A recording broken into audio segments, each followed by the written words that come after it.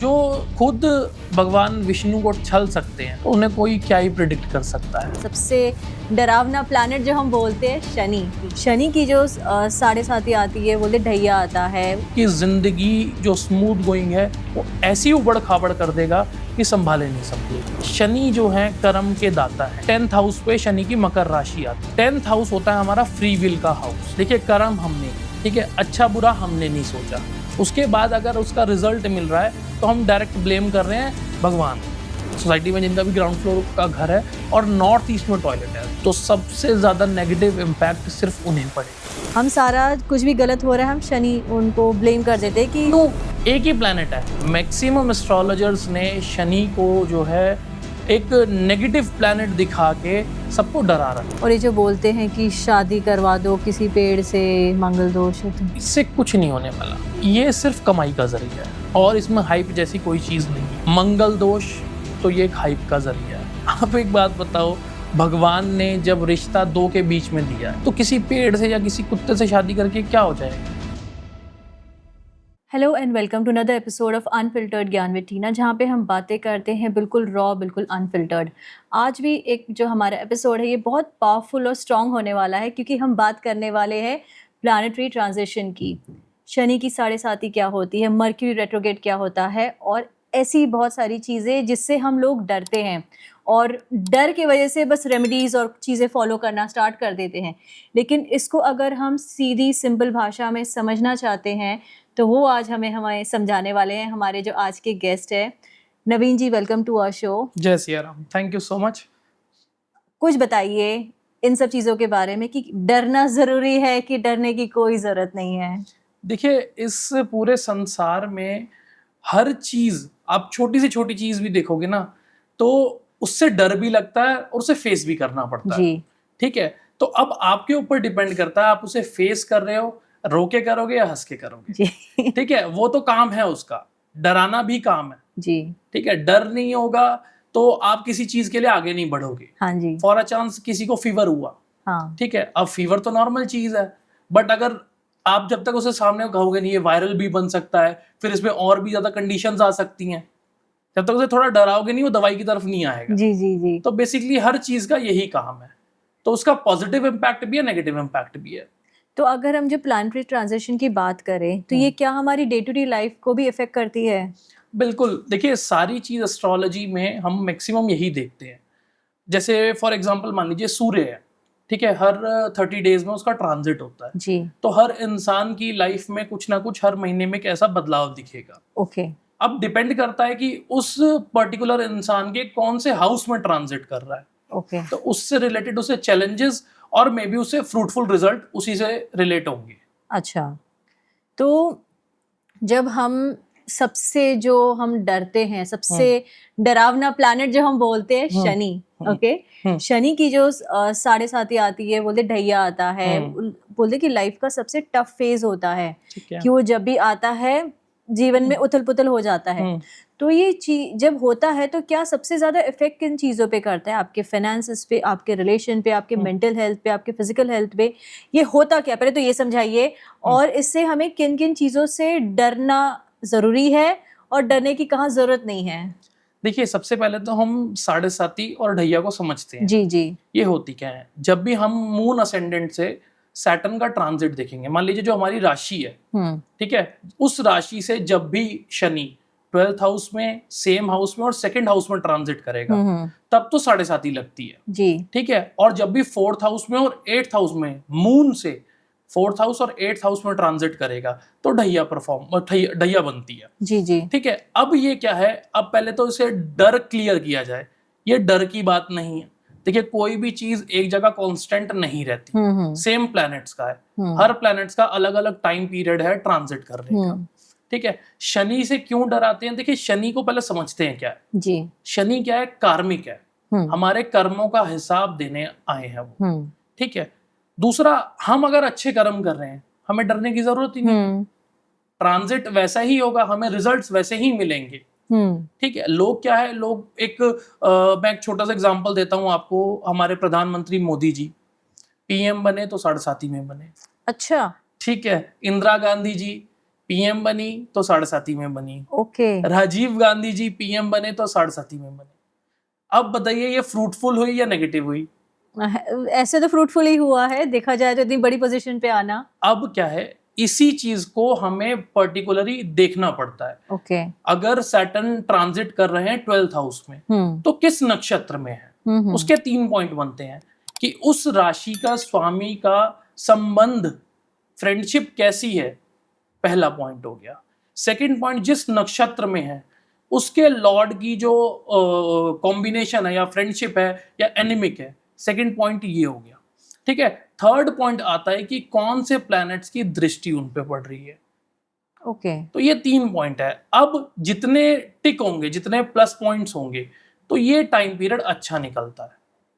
अगर वहीं थोड़े से नेगेटिव पॉइंट्स है तो वो थोड़ा सा हमारा टफ टाइम निकलेगा।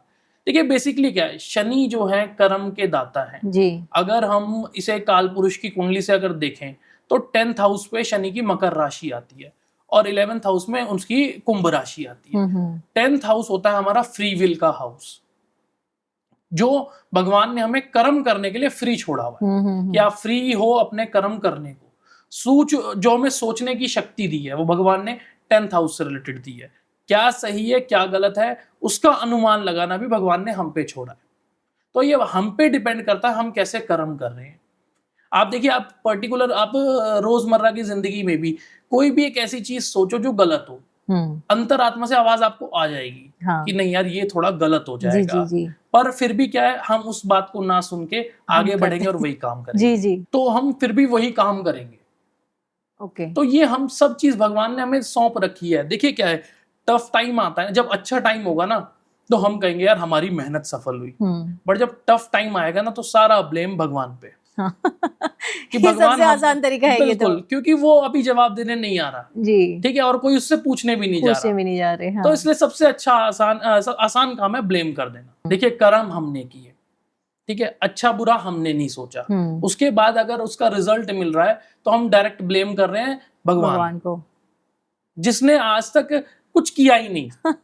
कर्म भी हमने किया, जन्म भी हमने लिया, भोग भी हम रहे हैं, पर ब्लेम सारा भगवान को जाता है जी। तो पहले तो इंसान को इस चीज से बचना चाहिए और हर चीज को समझना चाहिए। राइट। ठीक है, और कुछ जगह मैं ये कहता हूँ प्रैक्टिकल जिंदगी में जो छोटी मोटी हानि होती है ना उसको ज्यादा चर्चा नहीं करना चाहिए।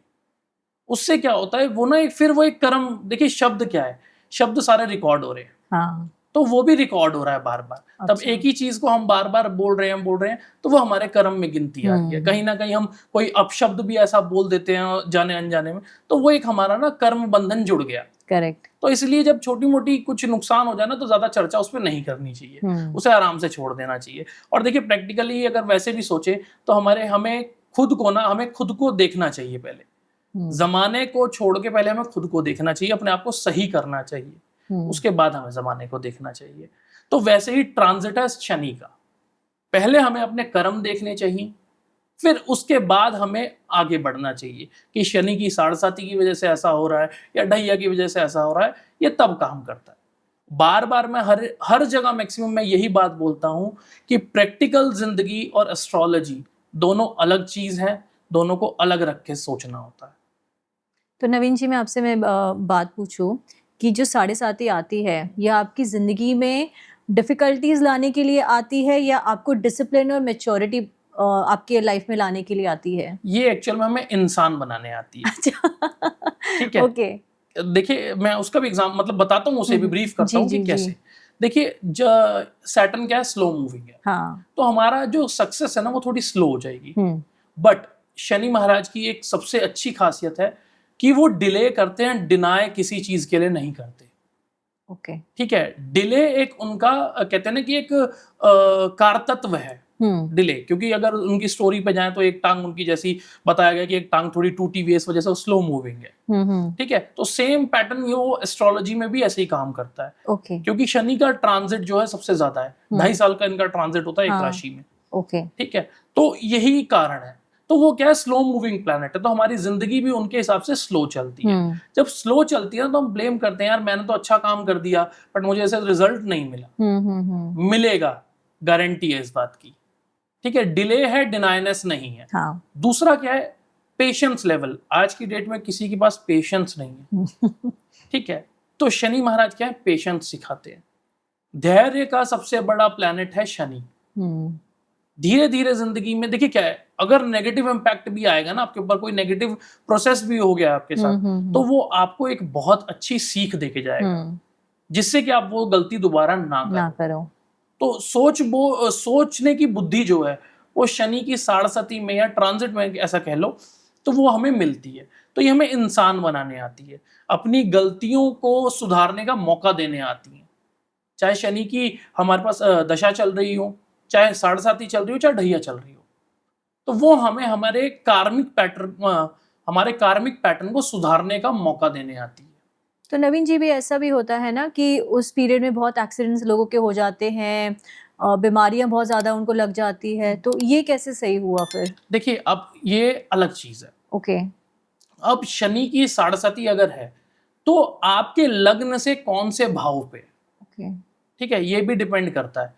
और एक्सीडेंट का कारक जो है वो शनि नहीं होता, अच्छा, केतु और मंगल होते हैं। ओके, ठीक है, खून निकलना, कट लगना, ये कारतत्व मंगल और केतु के पास है। अच्छा, ठीक है, तो एक्सीडेंट्स मैक्सिमम अगर आप कहीं भी चेक करेंगे या किसी का रिसेंट में ऐसा कुछ हुआ होगा, तो आप उनकी कुंडली चेक करेंगे तो कहीं ना कहीं ट्रांजिट में या तो मार्स एक्टिव होगा या दशा अंतर दशा में मार्स या केतु एक्टिव होगा। अच्छा, तो ये तभी होता है। हम सारा कुछ भी गलत हो रहा है हम शनि उनको ब्लेम कर देते हैं कि क्यों, एक ही प्लेनेट है। ठीक है, क्यों, देखिए गलती यहाँ पे लोगों की भी नहीं है।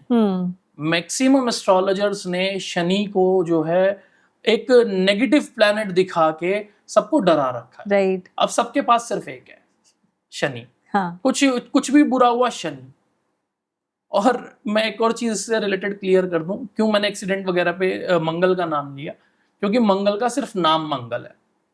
अच्छा। काम सारे दंगलों वाले हैं। अच्छा। हाँ। ओके। तो लोग, क्योंकि क्या देखिए, शनि सिर्फ एक बहुत इजी है। हाँ। शनि अगर किसी को डराना है तो आपको, अभी मैं आपको एक लेटेस्ट किस्सा बताता हूँ, हमारे नॉन में ही है। तो उन्होंने कहा कि अभी मेरे पास कुछ टाइम पहले एक साधु के भेष में आए और आते ही मेरे को कहते हैं तेरी शनि की साढ़े चल रही है, तेरे पे ऐसा ऐसा। कह रहा मैं एक टाइम के लिए डर गया, पर कह रहा बाद में याद आया कि हमारे तो घर में ही ज्योतिषी बैठे हैं।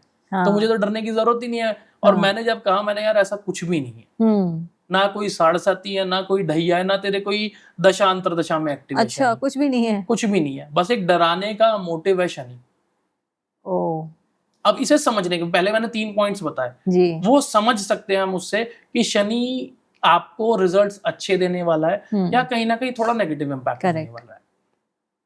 तो जैसे शनि की साढ़े जो होती है 2.5 साल होता है, उसके कितने टाइम इफेक्ट के बाद लाइफ में चीजें दोबारा ठीक होना स्टार्ट हो जाता है? देखिए, अब एक राशि में 2.5 साल रहते हैं शनिदेव जी। ठीक है, और एक राशि में नक्षत्र के 9 चरण होते हैं। ठीक है, अब नक्षत्र में ट्रांजिट कैसा है, जैसे मैंने 3 पॉइंट्स बताए थे कि उसके जो लॉर्ड है उससे कैसे संबंध है, ठीक है, उनका जो भाव में रिलेशन है वो कैसा रिलेशन बन रहा है, अगर उस प्लैनेट की उस पर दृष्टि आ रही है तो वो कैसी आ रही है।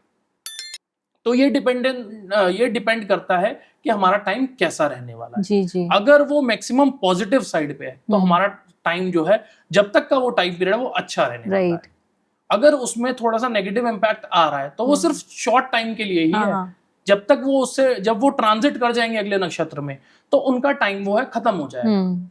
जो आपको स्ट्रगल्स आ रही हैं वो खत्म हो जाएंगी। तो नेक्स्ट नक्षत्र के बेस पे वो अपना रिजल्ट देंगे। ओके। तो जैसे हम बात करें किसी शनि की 7.5 चल रही, 2.5 साल चल रहे हैं, बहुत डिफिकल्ट टाइम चल रहे, तो सबसे ज्यादा इम्पैक्ट किस चीज़ पे पड़ता है? जैसे मैंने अपने इंट्रोडक्शन में ही बोला था कि हेल्थ पे हो सकता है, आपके फाइनेंसेस पे हो सकता है, आपके बिजनेस, बोलते हैं बिजनेस चौपट हो गया पूरा, या फिर रिलेशन खत्म हो गया, शादियां खत्म होती है, तो किस चीज़ पे सबसे ज्यादा इफेक्ट होता है इसका? देखिए, अब क्या है, पहले 3 पॉइंट्स में आपको क्लियर करता हूँ।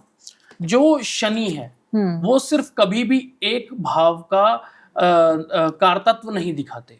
अब ठीक है, अब अगर मैं मैरिज की बात करूं, अगर शनि का ट्रांजिट 7th हाउस में होगा तो मैरिज में प्रॉब्लम आएगी। और फिर वही डिपेंडेंसी आती है कि कौन से नक्षत्र में है, क्या रिलेशंस है, वो जैसे तीनों पॉइंट्स मैंने पहले बताए। ठीक है, अब डिपेंडेंसी वो है। सेकंड पॉइंट है, अगर बिजनेस की बात आती है तो सबसे पहले आता है 10th हाउस। उसका क्या इम्पैक्ट है, क्या शनि महाराज वहां बैठे हैं। और शनि की एक और चीज मैं बहुत अच्छी मतलब मानता हूं कि शनि महाराज जहां बैठते हैं ना, उस भाव की वृद्धि करते हैं, उस हाउस से रिलेटेड हमें अच्छे रिजल्ट्स देते हैं। फॉर एग्जाम्पल, अगर मान लीजिए शनि 10th हाउस में बैठे हैं, तो वो 10th हाउस बिजनेस में हमें बहुत अच्छा दिखाएंगे। यूजुअली तो बोलते हैं कि बिजनेस चौपट हो गया। नहीं, ऐसा नहीं होता। ओके ये डिपेंड करता है कि उसका ट्रांजिट किस नक्षत्र में है। ओके अब देखिए, देने की शक्ति भी सब प्लैनेट्स के पास है, हाँ छीनने की शक्ति भी सारे प्लैनेट्स के पास है। तो सबसे अच्छी बात है कि ब्लेम करना इजी है, तो सिर्फ एक प्लैनेट को हम दिखा देते हैं। ठीक है, अब मैं बात करता हूं मंगल के ऊपर। अगर मंगल आपकी कुंडली में अच्छा पॉजिटिव नहीं है और वो दशा अंतर दशा में एक्टिव हो जाए, तो आपकी जिंदगी जो स्मूथ गोइंग है वो ऐसी उबड़ खाबड़ कर देगा कि संभाले नहीं संभलेगी। अच्छा ठीक है, वहीं बृहस्पति हैं, जुपिटर हैं, वो सबसे नैसर्गिक शुभ प्लैनेट है, उनसे शुभ प्लैनेट कोई है ही नहीं। कहते हैं कि अगर लग्न में बृहस्पति बैठ जाए तो आपके 1.25 लाख दोष खत्म हो जाते हैं। पर कुछ लग्न ऐसे हैं, जैसे कि तुला लग्न है, उनके लिए जो बृहस्पति हैं त्रिशडाय है, ठीक है, जो कि एक नेगेटिव पॉइंट है। अच्छा तो वहां पे वो शुभ प्लैनेट भी अपना नेगेटिव इंपैक्ट दिखाते हैं। ओके तो हर प्लैनेट के पास अपने शुभ पॉइंट्स हैं, एक पॉजिटिव पॉइंट्स, और हर प्लैनेट के पास एक नेगेटिव पॉइंट है। अब ये देखने वाले पे डिपेंड करता है कि उसे देखना कितना अच्छा आता है। तो ये सच नहीं है कि हम बोले कि बिकॉज शनि की साढ़े साथी है, शनि की ट्रांजिट है हमारे लाइक हॉरोस्कोप में, इस वजह से हम बर्बाद हो गए, ये गलत बात बिल्कुल, है। ये बहुत गलत एक पॉइंट हो जाता है, ऐसे कभी नहीं कहना चाहिए। तभी देखिए, मैं मैक्सिमम ना यही बोलता हूँ कि एक डिग्री होल्डर एस्ट्रोलॉजर से आपको कंसल्टेशन करनी चाहिए। देखिए, अब क्या है, डॉक्टर, अगर हम ऑर्थोपेडिक के पास जाते हैं तो उसने हमारे जितनी भी हड्डियों के बारे में उसने स्टडी करी हुई है। ठीक है, वहीं अगर पीडियाट्रिक है तो उसने बच्चों पे स्टडीज करी जी। हुई हैं। तो एस्ट्रोलॉजर क्या है, एस्ट्रोलॉजर ने अपनी स्टडीज उस पे करी हुई हैं, प्लैनेट्स को समझने पे उसने अपनी पूरी एक टाइम दिया हुआ है। तो कोई भी बैठा हुआ है, उसने सिर्फ 1 मिनट पंचांग खोला। देखिए, मैक्सिमम क्या करते हैं, वो पंचांग खोल के अपना डिस्क्रिप्शन स्टार्ट कर देते हैं। जी तो ऐसा नहीं करना चाहिए। कुंडली कभी भी, देखिए, कुंडली में बहुत से पॉइंट होते हैं। एक लग्न कुंडली होती है, चंद्र कुंडली होती है, सूर्य कुंडली होती है, D9 चार्ट होता है, D2 चार्ट होता है, D12, D10, हर सबके पास अपने अलग अलग कार तत्व हैं। सिर्फ एक कुंडली से आप सिर्फ कैरेक्टरिस्टिक जज कर सकते हो, लग्न कुंडली से, बट उसके बहुत सारे पार्ट्स हैं। अगर हमें बेसिक में घुसना है, अगर एकदम कहते हैं ना कि एकदम जड़ में जाना है, तो ये बाकी सारे चार्ट्स हैं, हमें उन्हें भी देखना पड़ता है, कभी एक से नहीं होता। पूरा राउंड आपको, फुल डिग्री आपको बिल्कुल। देखना अब फॉर एग्जांपल, जैसे मैंने अभी बताया, मान लीजिए किसी का भाग्य से रिलेटेड क्वेश्चन है, हाँ। तो पहले हम लग्न चार्ट देखेंगे, फिर चंद्र कुंडली देखेंगे कि चंद्रमा से बाकी प्लेसमेंट्स कैसी हैं प्लैनेट्स की, फिर उसके बाद हम D9 चार्ट पे आएंगे कि D9 चार्ट होता है हमारे भाग्य का, हमारे पार्टनर का, तो वो कैसा है। अब किसी का बिजनेस रिलेटेड है तो चंद्र कुंडली, लग्न कुंडली प्लस D10 चार्ट। और मकर राशि, क्यों, अगर काल पुरुष की कुंडली जो बनी है वो मेष लग्न की बनी है, फर्स्ट हाउस में मेष लग्न है, तो 10th हाउस में जो बिजनेस का भाव है वो मकर राशि आती है। तो इसलिए मकर राशि को भी देखना बहुत इंपॉर्टेंट होता है। तो इसके बाद ही एक प्रॉपर प्रेडिक्शन बताई जा सकती है। बिल्कुल। तो जैसे आजकल हम न्यूज में आ जाते हैं लोग कि मकर राशि चल रही है, आपका टाइम भारी है, ये है, तो क्या ये सब सही होता है कि पता है, लोग ना कई बार एक्चुअल कहते देखे, हम भी जब बच्चे थे ना, हम भी वही चीज सोचते थे, वही सुनते थे, पर जब हम सुनते थे तो सोचते थे हमारी लाइफ तो ऐसी चल ही नहीं रही है। हाँ, वही। अब यहाँ हर जातक की कुंडली अलग है, हर मकर राशि वाला जातक एक जैसे नहीं हो सकते, हर कर्क राशि वाला जातक एक जैसे नहीं हो सकते। सबकी कुंडली अलग है, सबके भाव अलग हैं। कोई जो राशि है वो किसी भाव में बैठी है, तो अब पूरी कुंडली चेंज हो गई। ये सिर्फ एक बेसिक प्रेडिक्शंस होती हैं, वो भी कैसे करी जाती हैं कि मून से हमने देख लिया ट्रांजिट जो है आज का कहाँ है, उस हिसाब से हम प्रेडिक्शन दे देते हैं। तो इस ऐसी प्रेडिक्शंस पे ना जाए, बिल्कुल नहीं जाना चाहिए। कैसे होता है ना, जैसे न्यूज चैनल पे जैसे हम देखते हैं कि तुला राशि ये मेन पॉइंट्स है, और मैक्सिमम ऑपोजिट होगा। ऐसे ही होता है, हजारों में कोई एक निकल जाए, एक आधा होता है कि हाँ ये तो पॉइंट सही है मेरे लिए। और आजकल ना एस्ट्रोलॉजर्स के साथ एक केस हो गया है, उन्होंने एक रट्टाफिकेशन बना रखा है। अच्छा, ठीक है, उन्होंने 10-12 लाइनें रट ली हैं आपके साथ, और वो प्रैक्टिकल जिंदगी से है। हाँ। आपके घर में आपके बड़े भाई ने आपको परेशान कर रखा है, आपकी बीवी है जो आपकी बात नहीं मानती है, मतलब इस तरीके की लाइनें रट रखी हैं। हाँ हाँ, तो क्या है, कहीं ना कहीं हर किसी की कुछ जिंदगी ना में कुछ फिट हो जाता है। बिल्कुल फिट हो जाता है। तो वो सोचता है नहीं भाई बिल्कुल सही बताया इन्होंने, तो वो उसी को फॉलो करने लग जाता है, और वो जब वो फॉलो करना स्टार्ट करता है तो पैसे कमाने का जरिया खुल गया। तो जो एस्ट्रोलॉजर है वो अपनी जेब अच्छे से भर सकता है। तो नवीन जी, ऐसा भी होता है ना कि आफ्टर ऐसी जो ट्रांजिट होती है, अब इतने लाइक हार्डशिप के थ्रू गुजरते हैं, तो आप वाइज बन के निकलते हैं इन सब चीज़ों में से, आप समझदार बन जाते हैं आफ्टर गोइंग थ्रू, क्योंकि 7-7.5 साल बहुत लंबा पीरियड है, 2.5 साल लंबा पीरियड है, छोटा पीरियड नहीं है। और आज के टाइम में इतना जो फास्ट मैगी के ज़माने में 2-2 मिनट में सब चीज़ें सबको चाहिए हाथ में, तो इस टाइम पे 7 साल 7.5 साल इंतजार करना रिजल्ट्स पाने के लिए, क्या इंसान को समझदार बनाता है या पूरी तरह से तोड़ देता है? देखिए अब क्या है, अब मैंने वही कहा, भगवान ने जिंदगी दी है, हंस के जिएंगे रो के जिएंगे हमारे पे डिपेंड करता है। जी। ठीक है, सारा टाइम एक जैसा नहीं होता। अगर ढैया चल रही है तो बाकी प्लैनेट्स भी हैं। अब बाकी प्लैनेट्स का क्या रोल है हमें वो देखना है। सिर्फ एक प्लैनेट से हमारी जिंदगी ना बनती है ना गिरती है, बाकी प्लैनेट्स भी। अब जैसे मैंने बताया कि एक नक्षत्र में वो 3-3.5 महीने के लिए ही रहेंगे जी। उसके चरण में 3-3.5 महीने के लिए ही रहेंगे, उसके बाद लाइफ चेंज होगी। और हर महीने में जो मून है हर 2.5 दिन में बदलता है। ठीक है, मरकरी है चेंज होता है, सन है हर 30 दिन में चेंज होते हैं। तो वैसे हमारी जो कुंडली है एक जैसी नहीं चलेगी 7.5 साल, वो बीच बीच में चेंज होगी। तो ऐसे ही सबके साथ होता है, 7.5 साल तक नहीं चलता। देखिए बहुत से पॉइंट्स ऐसे आते हैं, अगर 7.5 साल एक जैसे चलेंगे तो शायद इंसान का बचना भी बहुत मुश्किल हो जाता है। करेक्ट। ठीक है, तो ये जो ज्योतिष विद्या बनाई गई है ना, ये एक तो पहली बात ये बहुत गूढ़ विद्या है। ठीक है, इसे इजी समझना सबसे बड़ी बेवकूफ़ी होती है। इसमें बहुत से पॉइंट्स ऐसे हैं, अगर एक पॉइंट भी मिस होता है तो सामने वाले की जिंदगी से खिलवाड़ हो जाता है। तो इसमें बहुत ज्यादा अध्ययन देना है, बहुत ज्यादा टाइम देना पड़ता है। अब बहुत से लोग देखिए आज की, जैसे आपने कहा 2 मिनट के टाइम में देखिए कुंडली को देखने के लिए भी ना टाइम हमें अच्छा खासा चाहिए होता है। अगर आप हमें टाइम नहीं दे रहे हैं तो क्या है कि हम भी सिर्फ ऊपर ऊपर से बता देंगे कि अच्छा ऐसा हो रहा है तो बेसिक रेमेडीज दे। सेम अगर डॉक्टर ने, जब तक डॉक्टर टेस्ट नहीं करेगा, आप डॉक्टर से कह दो दवाई दे दे, वो नहीं देगा। वो कहेगा भाई पहले मैं सारे टेस्ट कराऊंगा। अच्छा वहां पेशेंस रख लेते हैं, बट जब एस्ट्रोलॉजर्स के पास की बारी आती है तो वो वहां पेशेंस नहीं रखते। तो ये तो ट्रेंड सब ऑनलाइन एप्स ने भी तो खराब कर दी है कि 2 मिनट मिलिए, 2 मिनट में फटाफट बता दो, मैम कुछ नहीं होता। बहुत सारे, मैं काफी उनसे जुड़ा हुआ भी था ऑनलाइन वालों से। ये सब हाँ, तो 3 मिनट की फ्री चैट देने के बाद आप पैसे आगे दो, और फिर मतलब बहुत ज्यादा ये कमाने का जरिया है। जैसे आपने बताया कि कुंडली देखने में टाइम लगता है, बिल्कुल नहीं बता सकता कोई भी मैम। मैं अगर कोई है ऐसे कि भाई बैठे और एक कुंडली देखी, हाँ भाई फटाफट बताना शुरू कर दिया, नहीं होता ऐसा। वो सिर्फ किस बेसिस पे प्रेडिक्शन देंगे, एक सबसे पहली चीज कुंडली का पहला पन्ना। ठीक है, इसमें क्या होता है कि हमारा कौन सी तिथि पे जन्म हुआ, ठीक है, कौन सा वार था, कौन से नक्षत्र में हमारा जन्म हुआ, कौन सा चरण था, कौन सी योनि में हमारा जन्म हुआ, वो इस बेस पे प्रेडिक्शन दे देते हैं। बट इतना क्विक हो जाता है ये 3 मिनट? हाँ, ये तो इजी है। ओके। कुंडली का पहला पन्ना अगर हम खोलेंगे तो वो बहुत इजी एक पार्ट है। राइट। ठीक है, हर नक्षत्र के अपने कैरेक्टरिस्टिक हैं, तो वो कहीं ना कहीं इंसान से मैच होंगे। ठीक है, हर योनि के अपने अपने कहते हैं ना कि एक पॉइंट्स हैं, वो इजीली मैच होंगे। तो पर जब हम अगर एक रूट की बात करें, एक कॉज की बात करें, वो कभी इजीली नहीं निकलता। अच्छा, आप अगर किसी एस्ट्रोलॉजर के पास जा रहे हो तो आपको उसे टाइम देना चाहिए।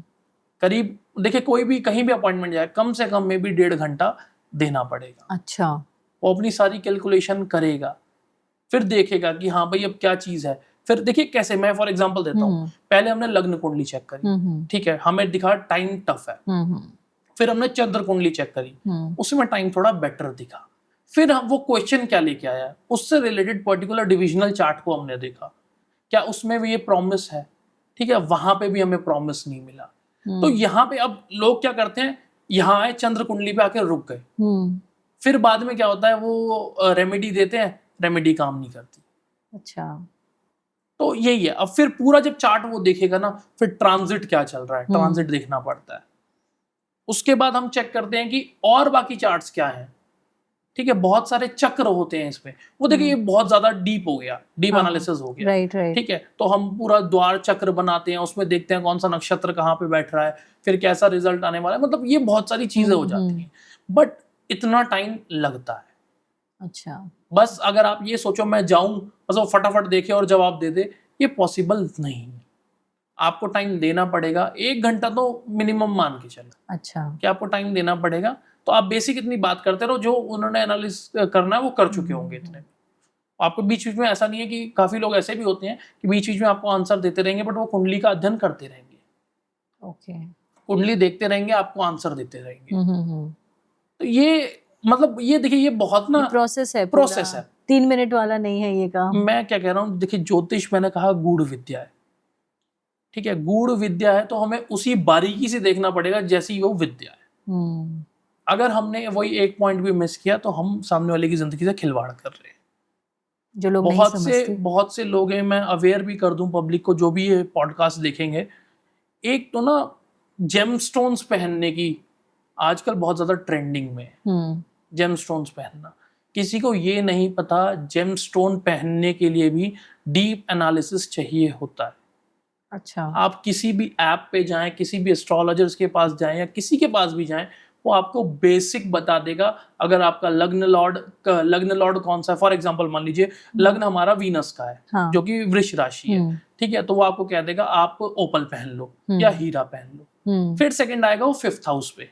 5th हाउस में कौन सा प्लैनेट आ रहा है जी, मिथुन राशि आ गई, कन्या राशि आ गई, तो आप एक काम करो पन्ना पहन लो। ठीक है, 9th हाउस में कौन सी जी, मकर राशि आ गई, तो जी आप नीलम पहन लो। बट ऐसा नहीं होता, ऐसे कोई भी जेमस्टोन नहीं पहनना चाहिए। ये डिपेंड है। अब लग्न लॉर्ड मान लीजिए फॉर एग्जांपल लग्न लॉर्ड बैठा है 12th हाउस में।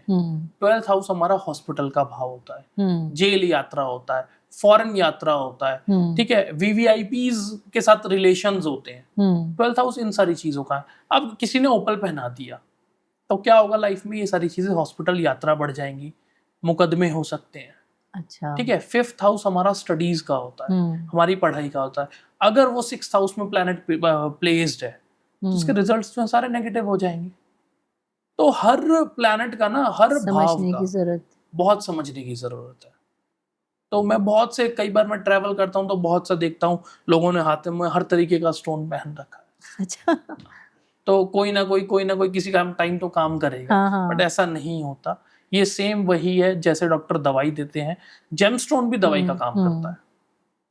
तो ऐसे कभी भी कुछ भी उठा के नहीं पहनना चाहिए जी।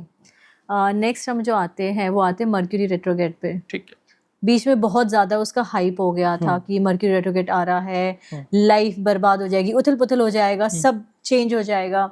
तो होता क्या है और इससे डरना इम्पोर्टेंट है या नहीं? देखिए पहले तो रेट्रोग्रेड टर्म को समझते हैं, ये होता क्या है। ठीक है, रेट्रोग्रेड सिर्फ एक टर्म है, रियल लाइफ में ऐसा कुछ भी नहीं होता। कोई भी प्लैनेट कभी वक्री नहीं होता। क्यों? क्योंकि वो उनका एक अक्ष है, वो उस पे सीधे चलते हैं, राहु केतु को छोड़ के। राहु केतु हमेशा उल्टे चलते हैं, बाकी प्लैनेट्स जो है सीधे ही चलते हैं। अब रेट्रोग्रेशन क्या है, जब हम अर्थ पे खड़े होके मरकरी को या किसी भी प्लैनेट को देख रहे हैं, तो जब वो नियर बाय अर्थ होगा ना, तो उसकी जो छवि बनेगी पीछे, अगर हम उसकी परछाई को देखेंगे तो ऐसा लगेगा उल्टा चल रहा है। अच्छा। बट वो चलता सीधा ही है। तो पहली बात तो ये एक भ्रम है, एक मिथ है। ओके। ठीक है, रेट्रो होने से थोड़ा सा इम्पैक्ट क्या पड़ता है, देखिए हम लोग हर चीज को देखते हुए चलते हैं। थोड़ा सा क्या होता है इसमें, कम्युनिकेशन में आपको थोड़ी सी प्रॉब्लम आ जाएगी। ठीक है, दूसरा क्या होगा, अगर आप कोई भी साइनिंग के लिए कुछ किसी भी चीज के लिए जा रहे हैं, तो आप उन चीजों को देखिए, वो वैसे भी करनी चाहिए। अगर आप कोई डील करने जा रहे हैं तो एग्रीमेंट को अच्छे से पढ़ना, प्रिकॉशंस लें। हाँ, ठीक है, वैसी भी प्रिकॉशन है। अब क्या है, लोगों ने इसका इतना ज्यादा क्यों बवाल मचाया, क्योंकि पैसा कहाँ से आएगा। अच्छा, तो इतना बड़ा हाइप हो गया। बिल्कुल हाइप हो गया। रेट्रोग्रेशन, देखिए हर प्लैनेट रेट्रो होता है, कभी ना कभी वो नियर बाय अर्थ आएगा और उसकी जो छवि है वो हमें ऐसे दिखेगी जो ऑपोजिट चल रही है, पर रियल लाइफ में ऐसा कभी होगा? कभी नहीं होगा। प्लैनेट सीधा ही चलेगा। कभी अर्थ उल्टा चलता सुना है कि भाई अर्थ उल्टा चल रहा है? नहीं चलेगा, अर्थ भी तो प्लैनेट है, तो बाकी प्लैनेट क्यों उल्टे चलेंगे? तो ये क्यों ऐसे हाइप हुआ, ये क्या था ये सिर्फ कमाई का जरिया है। अच्छा। और इसमें हाइप जैसी कोई चीज नहीं है। मंगल दोष तो ये एक हाइप का जरिया है, ठीक है। दूसरा काल सर्प, ये एक हाइप का जरिया है। अब काल सर्प दोष क्या होता है? जब भी राहु केतु एक्सिस से सारे प्लैनेट्स एक तरफ आ जाएं, ये काल सर्प दोष बन गया, ठीक है। अब उससे क्या होगा? प्लैनेट जो है सेकंड पार्ट तो खाली हो गया। अब क्या है, हमारी कुंडली के जो पार्ट्स हैं, फर्स्ट हाउस से लेके 8th हाउस का हाफ हिस्सा, ये व्यक्त का पार्ट है। व्यक्त मतलब मेटेरियलिस्टिक गेन, और 8th हाउस का हाफ टू 12th हाउस, ये अव्यक्त का भाव है, मतलब इस संसार से परे वाली चीजें। अब काल सर्प दोष बन गया। ऐसे में क्या होगा? अगर वो व्यक्त में बन रहा है तो इंसान जो है ज्यादा मेटेरियलिस्टिक गेन के बारे में सोचेगा, और वहीं वो अव्यक्त पे है तो वो सिर्फ परमात्मा से जुड़ने की सोचेगा। ये तो काल सर्प दोष का हो गया। अब मंगल दोष के बारे में जानते हैं। मंगल दोष क्या है? जब भी मंगल किसी भी जातक की कुंडली में 12th हाउस में, फर्स्ट हाउस में, सेकंड में, 4th, 7th और 8th, ये 5 भाव है, जब भी यहाँ बैठेगा तो मंगल दोष क्रिएट करेगा। 12th हाउस में जब मंगल बैठता है तो देखिए ये सिर्फ एक दोष को नाम दिया गया है, मैं सिर्फ उससे ब्रीफिंग कर रहा हूँ। करेक्ट। ठीक है, 12th हाउस में जब मंगल बैठेगा तो क्या होगा? एक्सीडेंट वगैरह के चांसेस, क्योंकि 12th हाउस अभी मैंने बताया हॉस्पिटल का है, ठीक है, एक्सीडेंट्स वगैरह का है, और कहते हैं ना कि ये शैया सुख का है, नींद का हाउस है 12th हाउस। अच्छा। तो क्या करेगा? इसमें बेचैनी क्रिएट कर देगा। बेचैनी क्रिएट करने से हमने 12th हाउस में अगर मंगल आता है तो मंगल दोष कह दिया। और एक ये मंगलिक दोष नहीं है, ये मांगल्य दोष है। ओके, इसमें भी फर्क होता है। ठीक है, तो मंगलिक कह देते हैं, बट ये मांगल्य है, हमारे सुखों में कमी करना।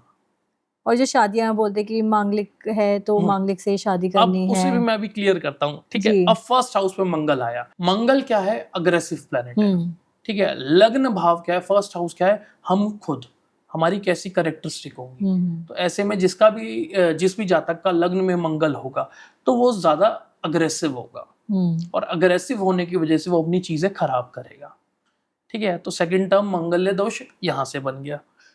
सेकंड हाउस में जब मंगल बैठा हो, सेकंड हाउस हमारा कुटुंब का भाव है, हमारी पूरी फैमिली, चाचा ताऊ, मतलब जितने भी एक्सवाइज, पूरी फैमिली जो है हमारी।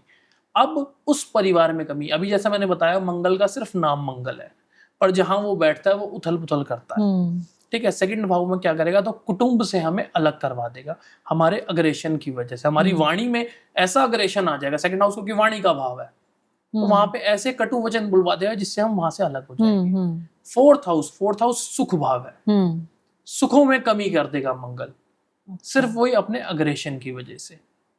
7th हाउस पार्टनर का हाउस है, तो पार्टनर से ना बनना वहां पे कर देगा। 8th हाउस जो कि हमारी आयु का भाव है, हमारी एज का भाव है, तो वहां पे जब आएगा तो ऐसे में जाता कि मैक्सिमम एक्सीडेंट्स वगैरह या कोई भी मिसहैपनिंग ऐसी देखी जाती है। तो ये मांगल्य दोष है, इसके अलावा कुछ नहीं है। और ये जो बोलते हैं कि शादी करवा दो किसी पेड़ से, मंगल दोष है, तो इससे कुछ नहीं होने वाला। आप एक बात बताओ, भगवान ने जब रिश्ता दो के बीच में दिया है तो किसी पेड़ से या किसी कुत्ते से शादी करके क्या हो जाएगा? बट हम तो देखते हैं लाइक सेलिब्रिटीज भी ये चीजें मानते, इस लेवल तक ये चीजें हाइप है। ये तो सिर्फ वही बात है कि मानो तो भगवान, ना मानो तो पत्थर।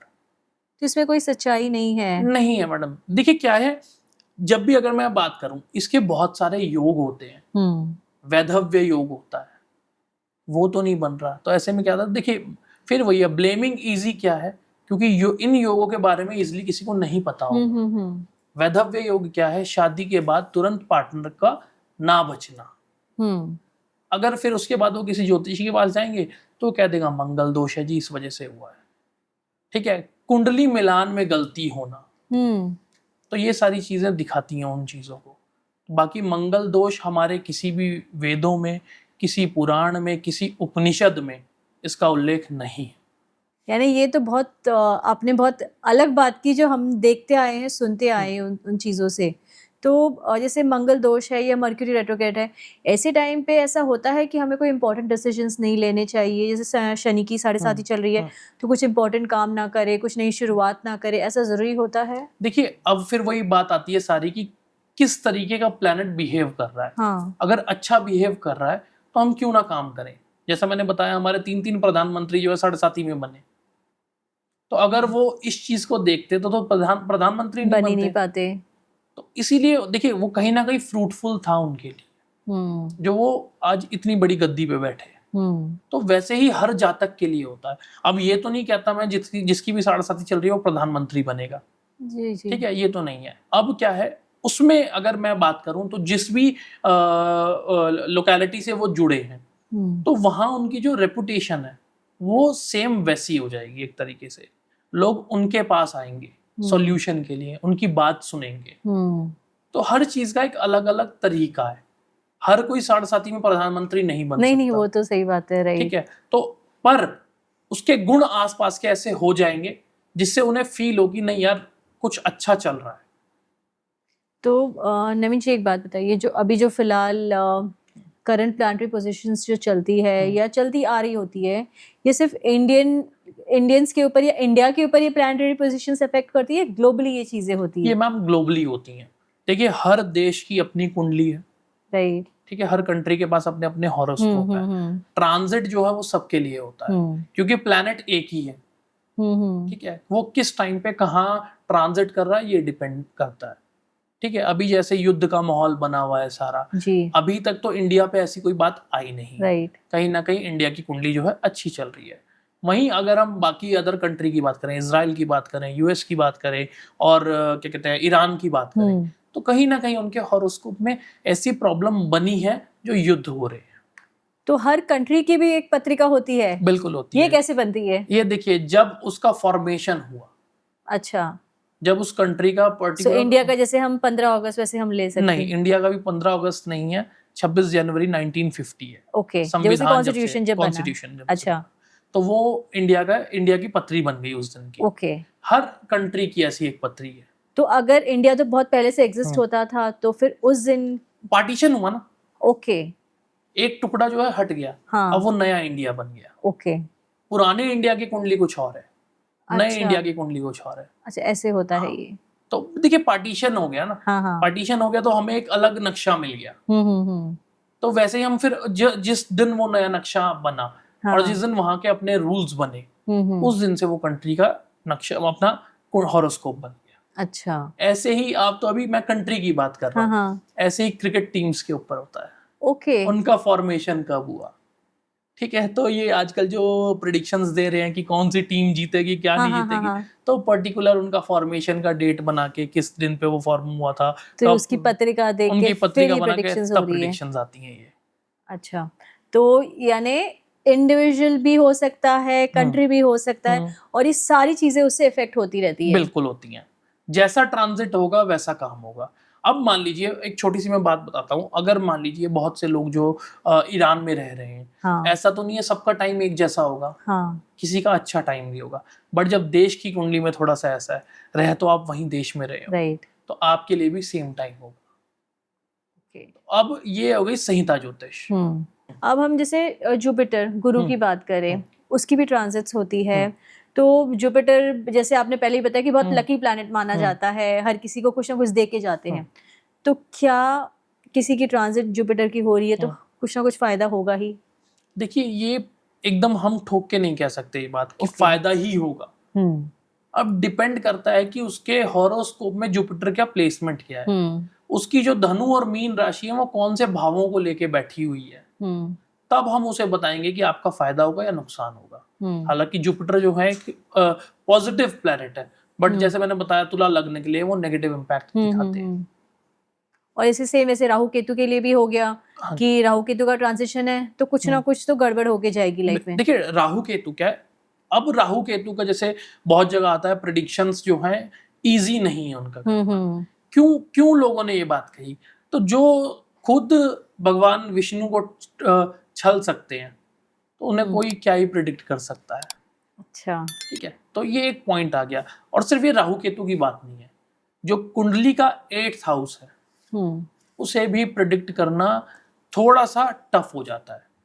देखिए, प्रिडिक्ट करना टफ हो जाता है, मैं ये नहीं कहूँगा प्रिडिक्ट करना नामुमकिन है, थोड़ा सा टफ हो जाता है।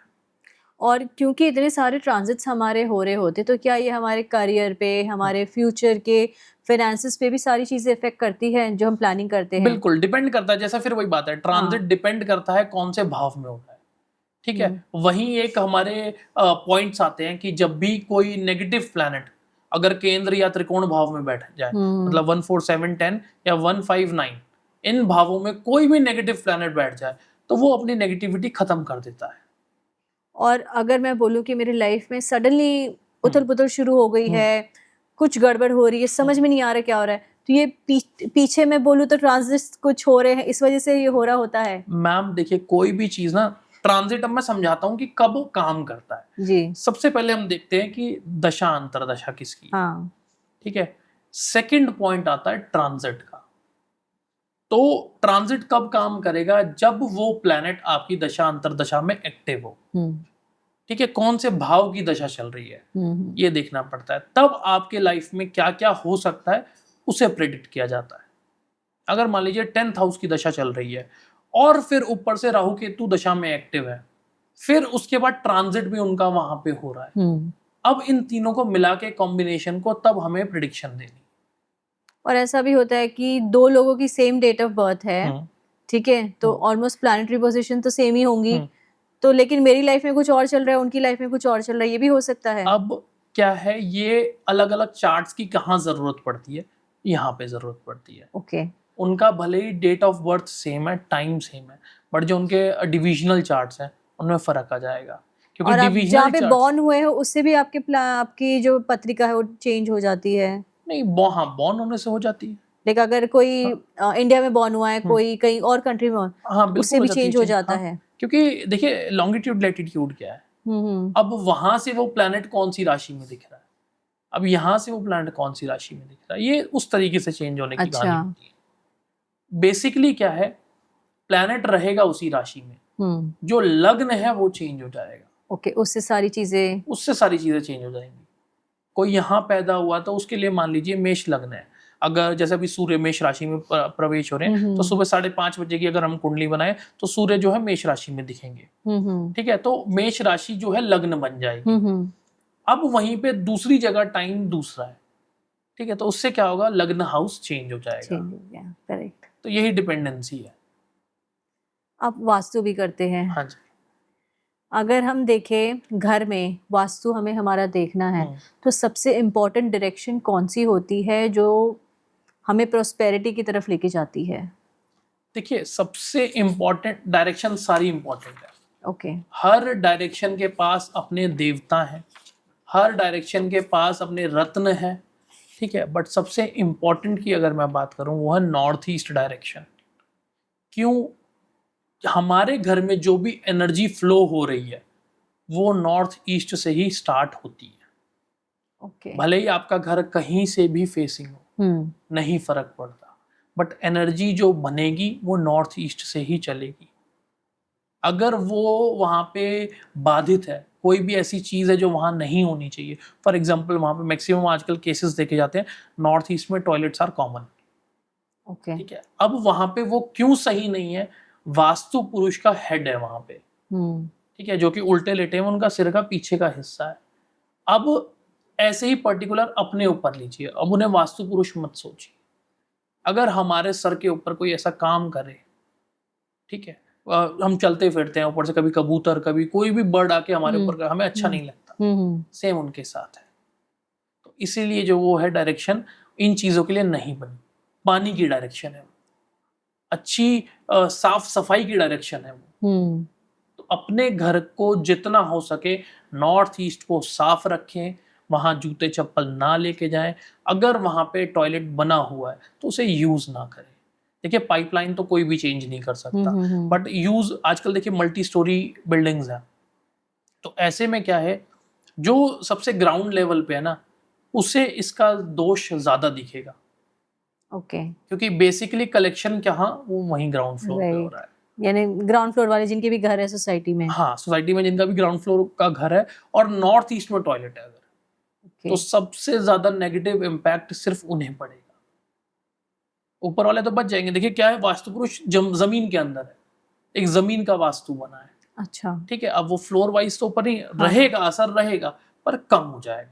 जितना जितना ऊपर जाएगा तो क्या है, फ्रेगनेंस जो उनकी स्मेल है वो क्वालिटी कम हो जाएगी।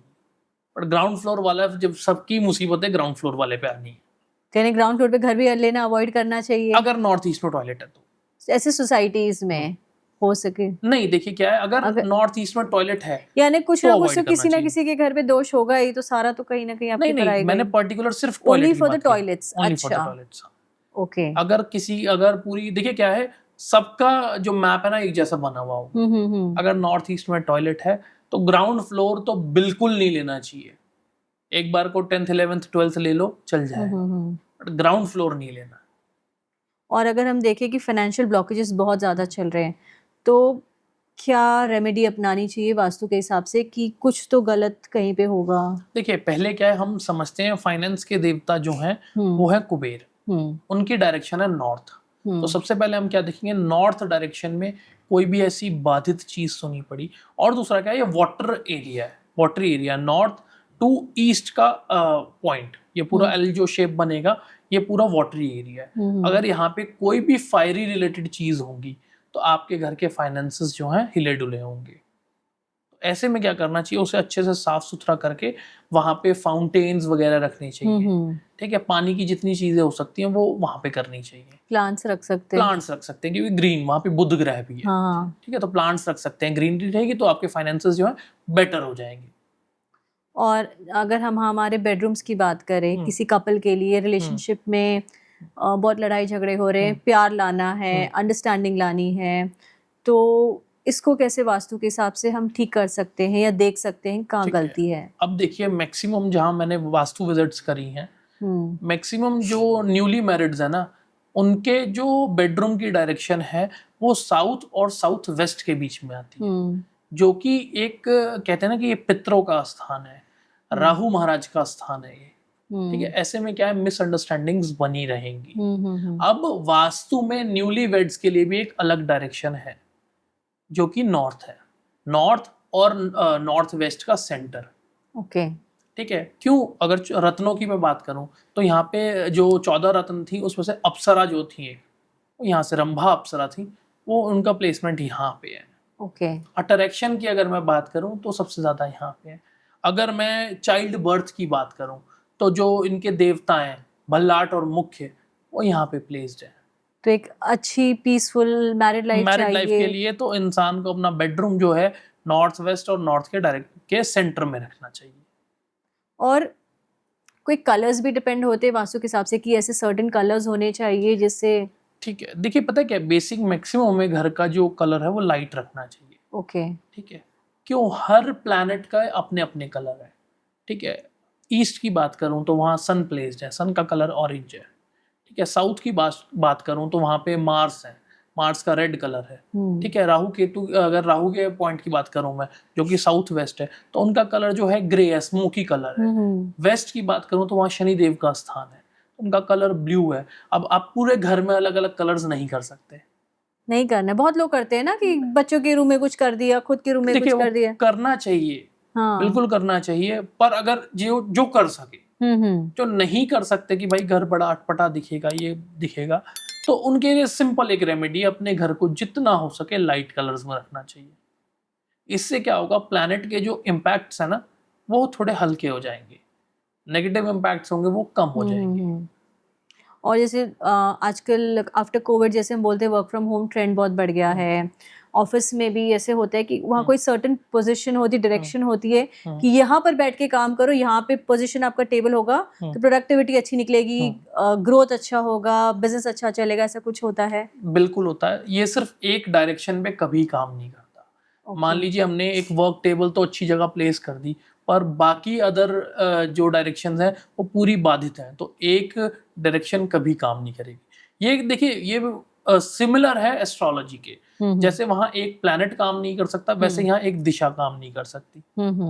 तो पूरा हमें वास्तु सुधार के देखना चाहिए कि क्या रिजल्ट आता है। हम जब भी कोई हॉस्पिटल हो, हॉस्पिटल के वास्तु अलग होते हैं, ठीक है। रेस्टोरेंट्स हैं, रेस्टोरेंट के वास्तु अलग होते हैं।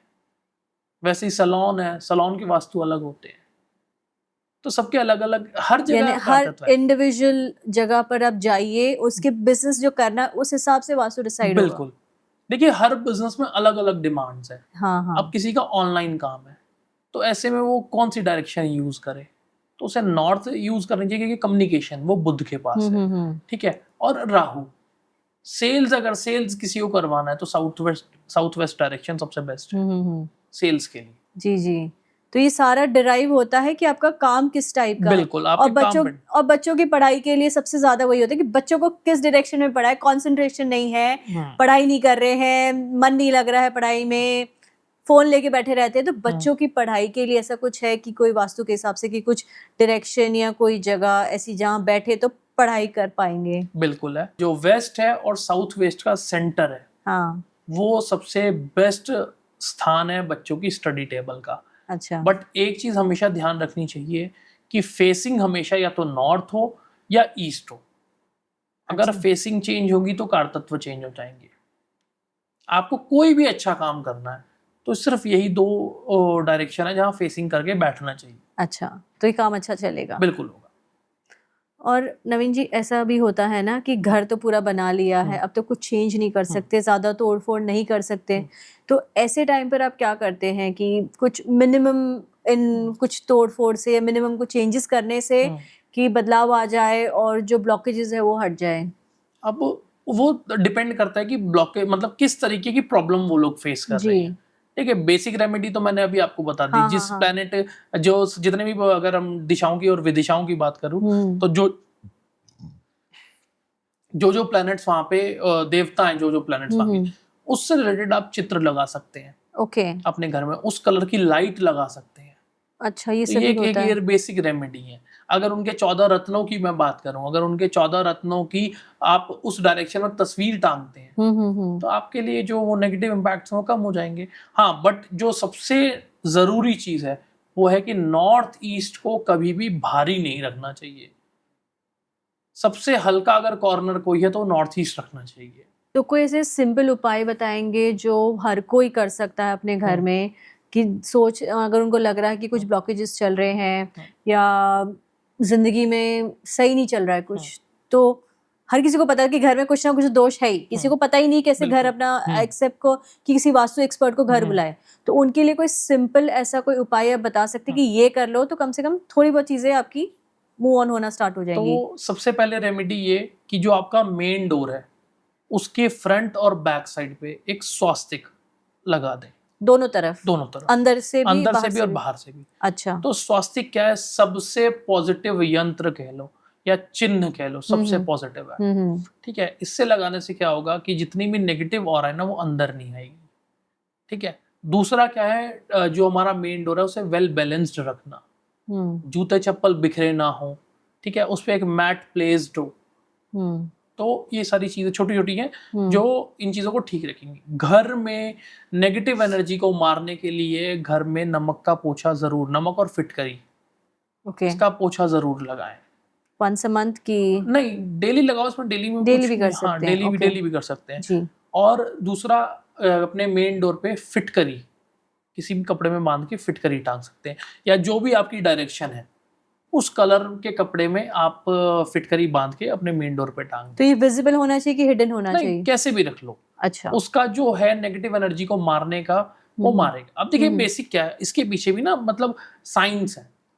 फिटकरी वगैरह क्या है, पहले टाइम पे अगर जैसे जेंट्स होते थे शेविंग वगैरह करने के बाद हमेशा फिटकरी अप्लाई करते थे, तो वो क्या होता था, जितने भी नेगेटिव जर्म्स हैं उन्हें मारने का काम करते। ओके। तो ये वैसे ही है। तो एक तो देखिए हमारी दो तरीके से सुरक्षा हो रही है। एक तो जो जर्म्स है वो अंदर नहीं आ पाएंगे। ठीक है। सेकंड क्या है, जो नेगेटिव एनर्जी भी है वो भी अंदर नहीं आ पा रही है। ओके।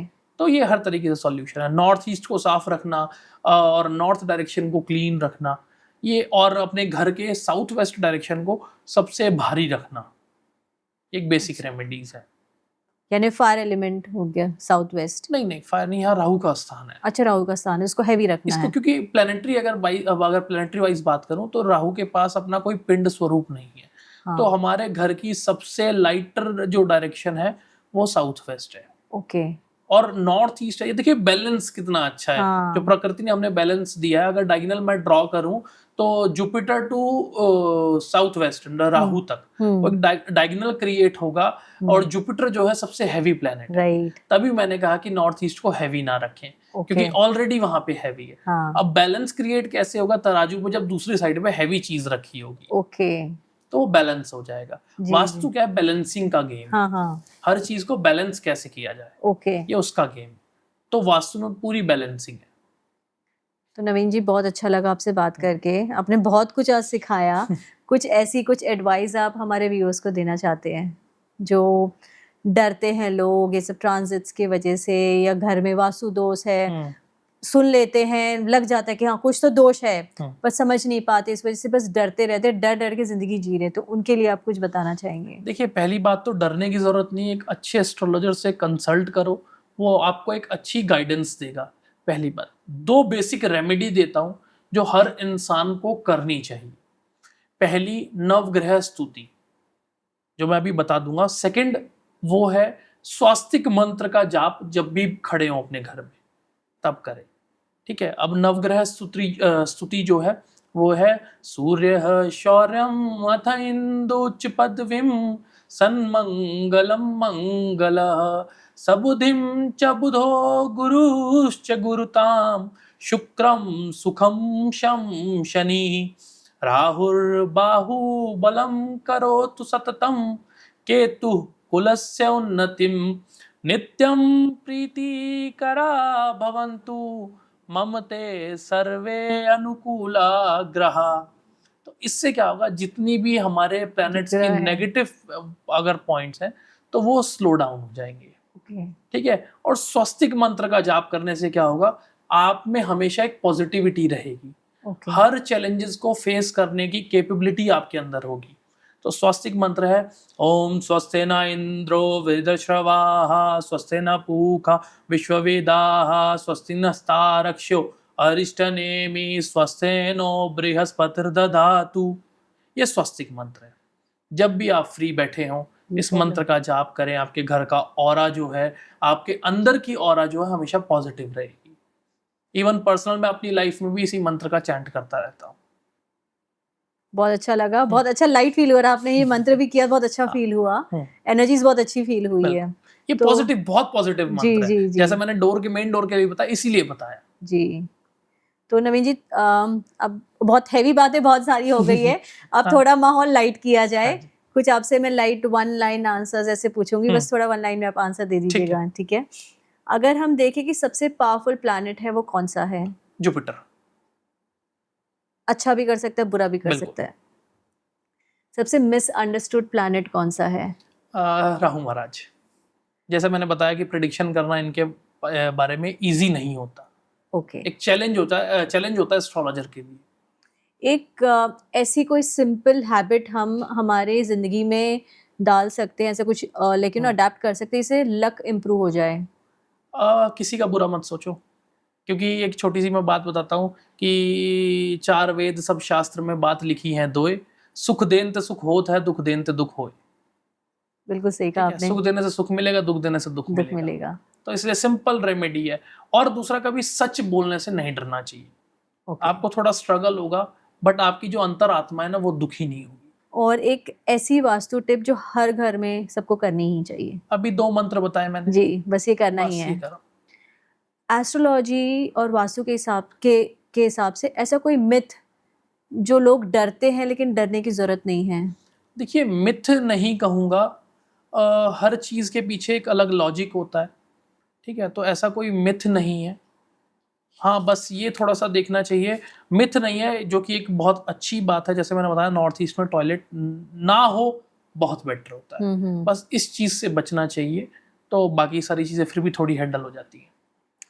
ठीक है नवीन जी, आपसे बात करके आज बहुत अच्छा लगा, बहुत कुछ सीखा वास्तु के हिसाब से और प्लैनेट्स के हिसाब से कि हमें किसी भी प्लैनेट से डरने की ज़रूरत नहीं है। ट्रांजिट हो रहा है तो लाइफ में अप्स एंड डाउन्स तो आने ही हैं। ये हमारे कुछ कर्म भी होते हैं, कुछ उनकी भी डायरेक्शंस होती है, हम चीज़ें लेके बॉर्न भी हुए हैं। तो डरना नहीं है, हमें बस उसके साथ चलते जाना है, लाइफ में बदलाव लाना है, कभी कुछ सीखना है, कभी चेंजेस लाने हैं, और इसी के साथ आपकी ज़िंदगी भी चलती रहेगी।